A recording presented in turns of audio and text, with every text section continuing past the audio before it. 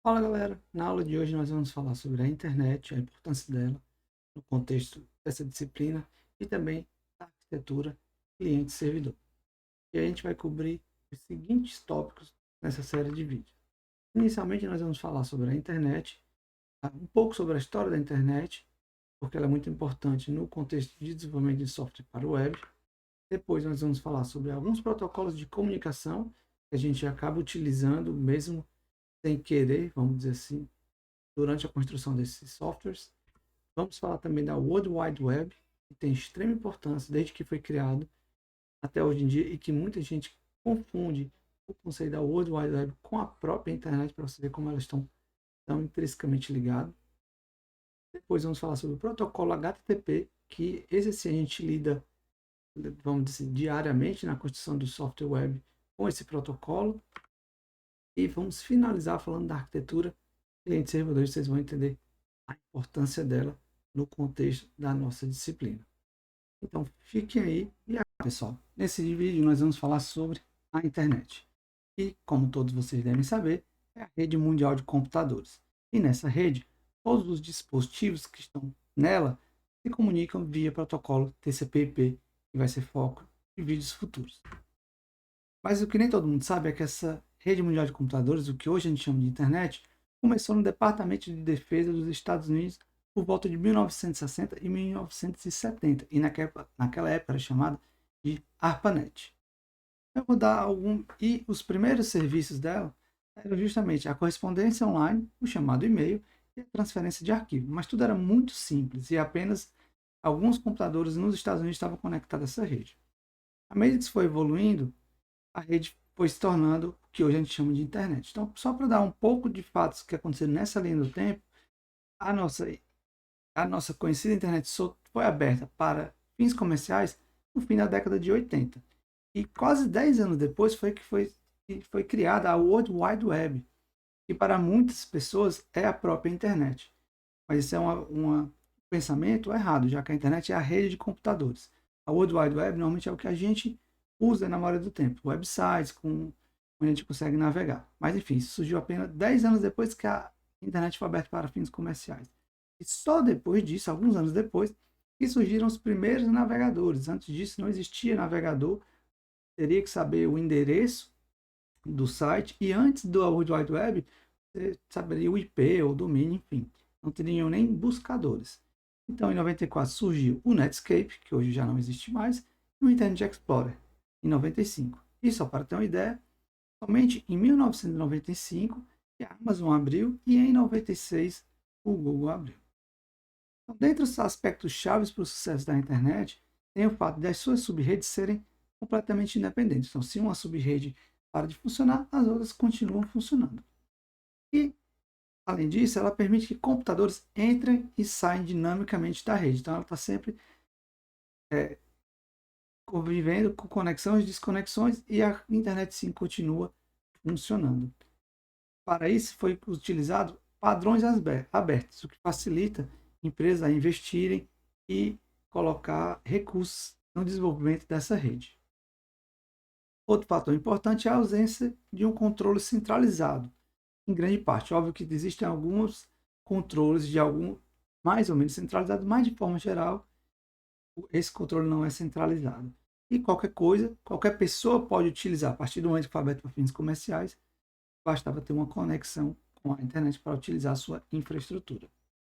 Mas para que a internet, que tem um caráter mundial, manter-se funcionando bem, existem algumas organizações por trás dela que ajudam a tomar decisões que visam o bem da rede e no futuro de curto, longo e médio prazo. Então, o IETF, o Internet Engineering Task Force, que, dentre alguns padrões, é responsável pelo padrão do protocolo IP, que é o Internet Protocol, o protocolo utilizado na comunicação dentro da internet. Uma outra instituição importante é a Corporation for Assignment Names and Number, o ICANN, que é responsável por decidir sobre domínios de alto nível. Então, a parte de domínio é gerenciada por essa instituição. E temos ainda a World Wide Web Consortium, ou W3C, que é algo mais próximo da gente. Ela é responsável pelos padrões da web que nós utilizamos para desenvolver nossos sistemas. A World Wide Web a internet é construída baseada no modelo de referência OSI, que é um modelo teórico. A gente vai ver que na prática não é ele que é utilizado, mas esse é um modelo teórico em que cada camada ele representa vários níveis de comunicação de qualquer dispositivo de rede. Então, por exemplo, na camada física mais baixa, ela é responsável por definir as especificações elétricas e físicas de ligação de dados. Então, até a parte como exemplo, disposição dos pinos de conector, operações de tensão no cabo elétrico. Então, é o mais baixo nível.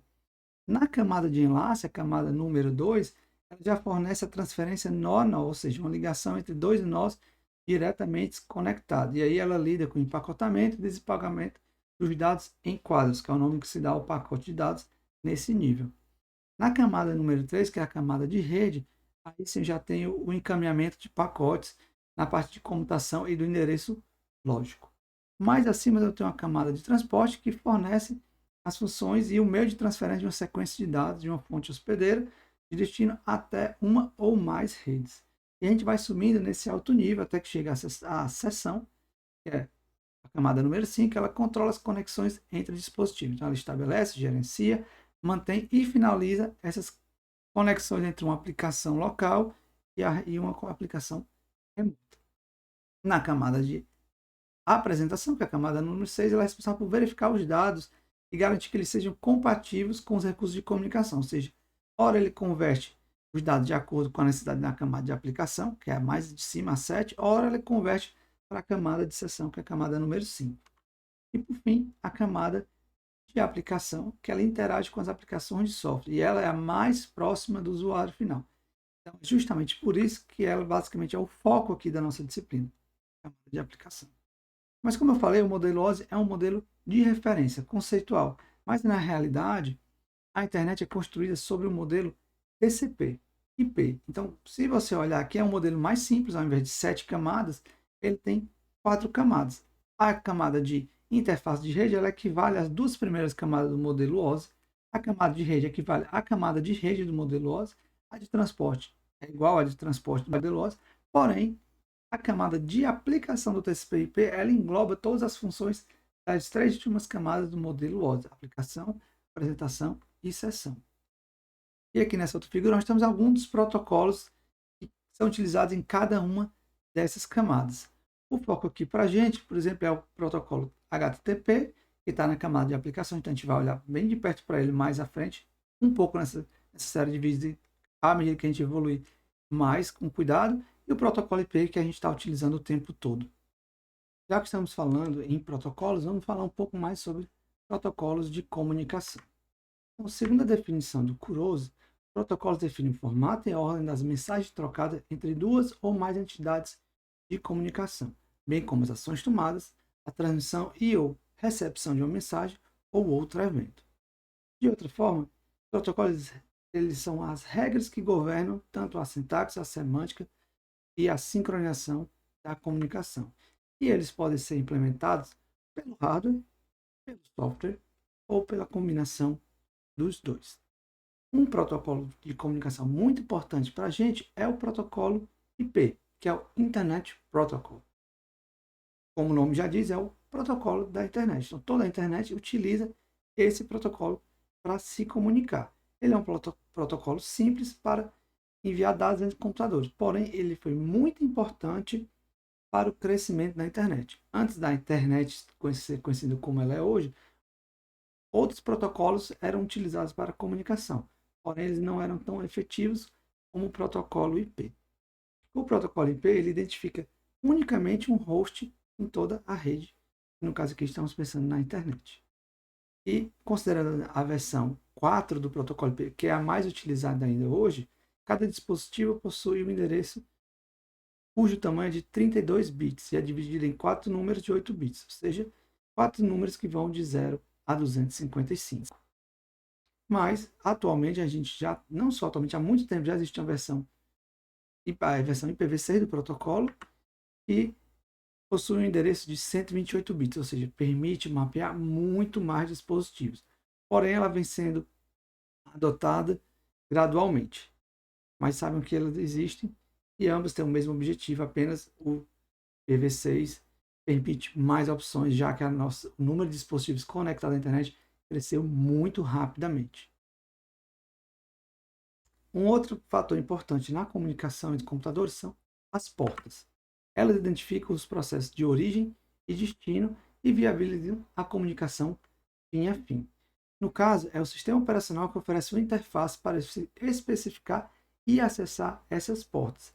E através delas é possível que a gente tenha diversas aplicações numa mesma máquina se comunicando, porque cada uma delas trabalha em portas diferentes. Então, por exemplo, eu posso ter na minha máquina um servidor FTP, que em geral vai usar a porta 2021, um servidor HTTP rodando na porta 80, mas eu posso ter aplicações que eu desenvolvi rodando em portas diferentes, pode ser 1000, 44.404, enfim. Como eu tenho várias portas, eu consigo deixar aplicações escutando portas diferentes, e assim eu consigo ter várias aplicações rodando e se comunicando ao mesmo tempo na minha máquina em relação a outro dispositivo na rede. Enquanto o protocolo IP está lá na camada de rede, a gente precisa de outros protocolos nas camadas mais superiores para realizar a transferência de dados. E um deles é o protocolo UDP, que funciona como uma ponte para o protocolo IP, uma camada acima, e ele não é orientado à conexão. Então, ele é um protocolo que a gente chama que não é confiável, já que ele não tem entrega garantida. Aqui a gente pode fazer uma analogia com o sistema de correio. Como assim, professor? No sistema de correio, correio normal, você manda uma carta, mas você não sabe se o destinatário recebeu. Então, é justamente assim que o DP funciona. Ele vai mandando os dados para o destinatário, mas ele não se preocupa se o destinatário recebeu, se recebeu fora da ordem, se recebeu tudo. Exatamente como o correio. Uma figura mostra aqui, ele pergunta como se ele estivesse perguntando, mas ele não tem resposta. É assim que o DP funciona. Por conta disso, ele é mais rápido do que o TCP, que a gente vai ver daqui a pouco, já que ele não tem essas garantias, ele consegue entregar dados mais rapidamente. E por essa razão, ele é utilizado para enviar pequenas quantidades de dados ou em meios de comunicação mais seguros. E no caso mais atual, onde ele é bastante utilizado, são em streams de vídeo. Sempre que você está streamando vídeo, normalmente é o UDP que é utilizado. Porque se você perde um pedacinho da informação ou outra, você pode perder um pouco de resolução, mas o conteúdo principal vai chegar e vai funcionar. Então, normalmente, é nesse caso que a gente utiliza o UDP. O protocolo que a gente usa mais, mesmo que por tabela, é o TCP. E no caso, ele garante, ele verifica a confiabilidade dos dados e garante que eles sejam enviados na ordem correta. Então, graças a isso, ele verifica os possíveis erros do pacote que flui entre o usuário e o dispositivo conectado. E aí sim, esse protocolo, ele utiliza o conceito de conexão. Ele identifica os dois pontos envolvidos na comunicação e ele estabelece essa relação, que eu vou chamar aqui de confiança, e por isso a gente pode fazer uma analogia com uma chamada telefônica. Para que a comunicação de fato ocorra, eu tenho que identificar meu receptor e o receptor tem que concordar. Ok, atendi, estou aqui presente, agora você pode falar. Então, sempre no TCP, como sempre que eu mando pacote, eu tenho uma garantia que ele é entregue, porque eu sei que o meu receptor está ali online recebendo. Então, ele é um protocolo mais seguro nesse ponto. Ele tem uma entrega garantida. E para isso ele identifica um par de endpoints, considerando justamente o host e a porta. Então, por exemplo, que eu tenho um endereço IP 128.9021 na porta 1184, ele está se comunicando com o endereço IP 128.10.2.3 na porta 25. Então, ele identifica esse par host e porta e aí ele garante a entrega de dados entre eles. Esses protocolos fazem parte do que a gente hoje conhece da World Wide Web. Eles rodam ali por baixo. Mas antes da World Wide Web, como eu tinha falado, não existiam os navegadores nem servidores web como a gente conhece hoje. Então, hoje nós temos servidores web como Apache e o Microsoft, e a gente tem uma série de navegadores que são softwares responsáveis por mostrar o hipertexto. Né? Então, antes da World Wide Web, isso não existia. E hoje em dia a gente tem uma variedade absurda, como o Firefox, Chrome, Safari, Opera, Spartan, Dolphin, entre outros. E nessa outra figura a gente pode ver a evolução do número de usuários. Então, no começo, basicamente o Internet Explorer, não só no começo, antes de 2010, o Internet Explorer era o manda-chuva. Hoje em dia já não é mais, temos o Chrome e outros navegadores, só para você ter uma ideia de como era. E o pioneiro foi o Netscape. Mas para que a World Wide Web funcione, a gente utiliza o Domain Name System, o DNS. Por quê? Porque o protocolo IP identifica cada endereço, cada host na rede através de um número IP. Porém, seria muito difícil você ter que decorar esses números para acessar. Vamos supor que você quer acessar o site da UFC.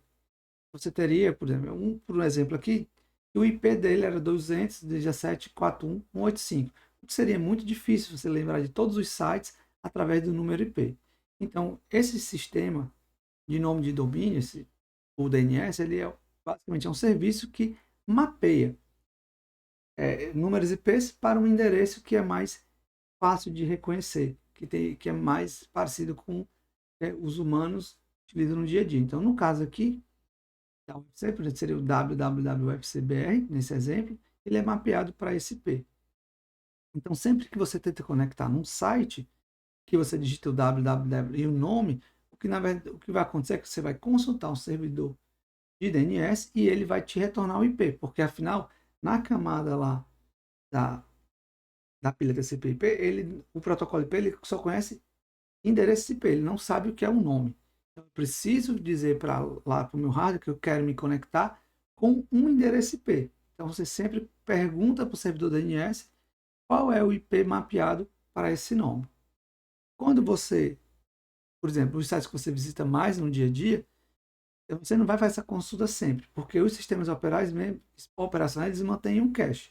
Então, no Windows fica nesse endereço, no Mac e no Linux. Então, aquele site que você visita sempre, você não precisa estar consultando sempre o servidor DNS. Ele tem um cachezinho na sua máquina e com isso você tem um passo a menos na hora de tentar acessar um website que você sempre visita. Um outro conceito importante aqui é do Uniform Resource Identifier. É um identificador de recurso uniforme, a tradução, é nada mais é do que uma cadeia de caracteres usada para identificar ou denominar um recurso na internet. E pode ser classificado como localizador, que é o que a gente chama de URL, que é o que a gente utiliza muito mais, ou a um URN, ou ambos. Então, como exemplo de URN, eu tenho aqui um ISBN, que tem esse número, certo? Ou um ISN. Então, são exemplos de nomes. Mas, como URL é o que a gente tem mais comum. Por exemplo, o endereço para um recurso numa página web, ou até mesmo um endereço para um recurso em um servidor FTP. Justamente eles têm a função de localizador. O que a gente mais vai utilizar é o Uniform Resource Locator, ou URL, nada mais é que um localizador de recurso universal. Então, ele basicamente ele é um RI que, além de identificar um recurso, prover meios de agir sobre esse recurso, obter e representar, ele também descreve um mecanismo de acesso primário ou de localização na rede. Parece complexo, mas a gente vai ver isso em um exemplo que vai ver que faz todo sentido. Então, basicamente, ele é um endereço de um recurso que está na rede. E ele segue a seguinte estrutura. Sempre vai ser assim: protocolo, dois pontos, barra, barra, a máquina, a porta, caso tenha uma porta específica, barra. A partir dessa barra é um caminho que pode ter várias barras até o recurso que você quer. Então, vamos ver um exemplo aqui. Nesse caso aqui, eu tenho uma URL que é o quê? http www.edufojava.com/s/androidgame/androidgame7.html. Então, essa primeira parte, até o HTTP, é o protocolo. Aqui está dizendo que o protocolo de acesso é o HTTP. A máquina, ela é o www.edujava.com. Mas nesse caso, isso tem que ser traduzido para um protocolo IP. Então, ele consultaria o DNS para trazer o protocolo IP que identifica qual é o nó da rede que pode conter o recurso que eu quero. E a partir daí, eu tenho o local onde estão os arquivos e, finalmente, o recurso que eu quero acessar, que é o Android Game Safety.html. Então, quando eu digito isso no navegador, o que acontece é, primeiro ele vai buscar, ele já sabe que vai usar o HTTP, ele vai buscar o endereço IP através de um servidor DNS, caso ele não tenha cache. Uma vez que ele conseguiu, beleza, agora eu sei o protocolo, eu sei o endereço IP, eu posso me conectar.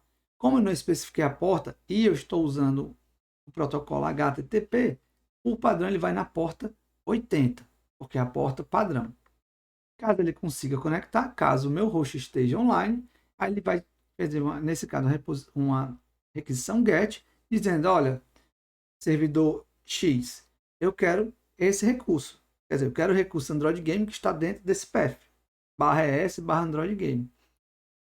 Se ele estiver lá, se esse recurso existir nesse path, ele retorna. E assim, no caso, eu estou falando do navegador, vai ser mostrado para a gente na tela. Mas para que isso aconteça, a gente está utilizando aí, nesse caso, o protocolo HTTP. E a gente vai falar um pouco mais dele agora. Então, o protocolo HTTP foi criado para auxiliar no crescimento da internet, que é o Hypertext Transfer Protocol. Na verdade, ele foi utilizado para criar a World Wide Web e facilitar a maneira como as pessoas trocavam informações na internet daquela época. Então, ele é usado desde 1990 e é um protocolo de comunicação utilizado para transferir dados na internet e na World Wide Web. Então, ele foi essencial. Foi a partir do HTTP, junto com a World Wide Web, que a gente conseguiu ter a internet com os sites que a gente tem hoje. Obviamente, com a tecnologia um pouco diferente na época, mas já eram princípios dos sites, de notícia, etc. Muito antes disso, era usado mais para meios acadêmicos, militar. Enfim, o protocolo HTTP, por padrão, utiliza a porta 80 e ele é responsável pelo tratamento de pedidos e respostas entre clientes e servidor web. Ou seja, sempre que você está no navegador, você está utilizando o protocolo HTTP para recuperar informações em um servidor web. E aí é esse protocolo que você vai utilizar, e normalmente na porta 80. Tem a variação segura, HTTPS, e essa normalmente usa a porta 8080, que não precisa entrar em detalhes agora. Mas, de toda forma, o protocolo HTTP é a forma padronizada de comunicação entre clientes e servidores web. E é por isso que é muito importante para a gente. Afinal, a gente vai estar construindo aplicações que vão estar se comunicando com servidores e a gente também pode construir aplicações que vão ser consumidas por clientes. Então, a gente tem que utilizar o protocolo HTTP e tem que conhecer bem esse protocolo. E ele é utilizado não só para transferência de texto, mas também para dados binários. Então, o funcionamento básico é o seguinte. Nesse caso, vamos imaginar o cenário mais simples. Tem um navegador e um servidor. Então, o meu cliente, que é o navegador, vai enviar uma mensagem de requisição de recurso. Ele vai, eu quero um recurso. No caso, isso aqui é uma requisição HTTP que a gente vai ver mais em detalhes mais à frente. O servidor, caso esteja online, ele recebe essa requisição, ele interpreta e manda uma resposta HTTP para o cliente, porque é o que o cliente também consegue entender. Então, essas mensagens normalmente têm a composição de um cabeçalho, um corpo que pode ser opcional, depende do tipo de requisição, depende do tipo de resposta, mas ambas são stateless, sem estado, ou seja, elas não guardam informações do estado da comunicação. Isso é muito importante. Então, cada ação ela é independente da anterior. Isso é importante de ter em mente. E, obviamente, por conta disso, apenas uma ação é realizada por vez. Então, vamos dar uma olhada com um pouquinho mais de calma no formato de uma requisição HTTP. Eu tenho na minha linha inicial, por exemplo, o método HTTP que eu vou utilizar. A gente vai ver já quais são as opções. A URL do recurso que eu estou querendo acessar e a versão do protocolo HTTP que eu estou utilizando. Depois disso, eu tenho uma parte de cabeçalho, uma linha em branco obrigatória e aí o corpo da mensagem, que nesse caso é opcional. Um parâmetro muito importante nessa requisição para a gente são os métodos, porque a gente vai precisar conhecer esses métodos e vamos precisar escolher quais utilizar adequadamente mais à frente na disciplina. Mas já vou dando aqui uma prévia. Então, nós temos o método GET, que é quando a gente usa para solicitar um recurso, e é o que acontece quando a gente digita uma URL no site. Então, ele é assim que você vai fazer uma requisição, porque os dados são anexados a uma URL, caso você queira enviar, e aí você fica visível ao usuário também. Tem o método POST, a gente envia dados referentes a um recurso especificado para serem processados. Normalmente a gente envia utilizando esse método via formulário web, é uma possibilidade. Certo? Temos o método PUT, que também envia um recurso o método delete, que esse é mais fácil de identificar, esse é um método de solicitação de deleção de um recurso, e alguns outros que não são tão comuns, mas que existem. O head, que é uma variação do get, o trace, o options, o connect e o patch. Mas aqui o que nós vamos utilizar mais e vamos ter que saber quando utilizar é justamente o get, post, put e delete. Mas a gente vai ver com mais calma mais à frente quando a gente chegar nesse estado. Mas é só para saber que sim, a gente precisa conhecer o protocolo HTTP, a gente tem que saber o que são esses métodos e como e quando utilizá-los. E agora vamos dar uma olhada no formato de uma resposta. Então, assim como a requisição, ele tem uma linha inicial ou a linha de status, e aqui também eu tenho a versão do protocolo HTTP, mas talvez o mais importante nessa linha seja o código de status da resposta. A gente vai ver mais à frente em detalhes. Além disso, eu tenho a frase justificativa que descreve o código de status. Novamente, eu tenho os cabeçalhos, uma linha em branca e o corpo da mensagem. Mas vamos ver aqui os status, que são particularmente importantes também para nós desenvolvedores. Então, o status é formado por três dígitos e o primeiro dígito representa a classe. Então, eu tenho basicamente 5 classes. O primeiro é a classe informational, ou de informação, e basicamente é utilizado para enviar informações para o cliente que sua requisição foi recebida e está sendo processada. Os códigos que começam com 2 são códigos que representam o sucesso na operação. Então, normalmente, a gente vai ver no navegador, quando você abre um site que funciona, é o 200 OK, que indica que a requisição do cliente foi bem sucedida, ou seja, deu tudo certo. Você solicitou, o servidor respondeu com sucesso, você vai ter o recurso que pediu. Temos ainda códigos que começam com 3, que são de redirecionamento. Então, quando você pede, por exemplo, um recurso, e ao invés de receber o recurso, você é redirecionado para outra URL. Então, você precisa de um passo a mais para completar essa requisição. Temos os códigos que começam com 4, que indicam um erro no cliente. E o mais famoso é o 404, quando tem um resource not found. Então, você está avisando, o servidor está avisando ao cliente que não foi possível atender aquele pedido. Então, ele dá um erro, retorna uma mensagem de erro, começando com 4. E, por fim, temos os códigos começando com 5, que indica que houve um erro no servidor.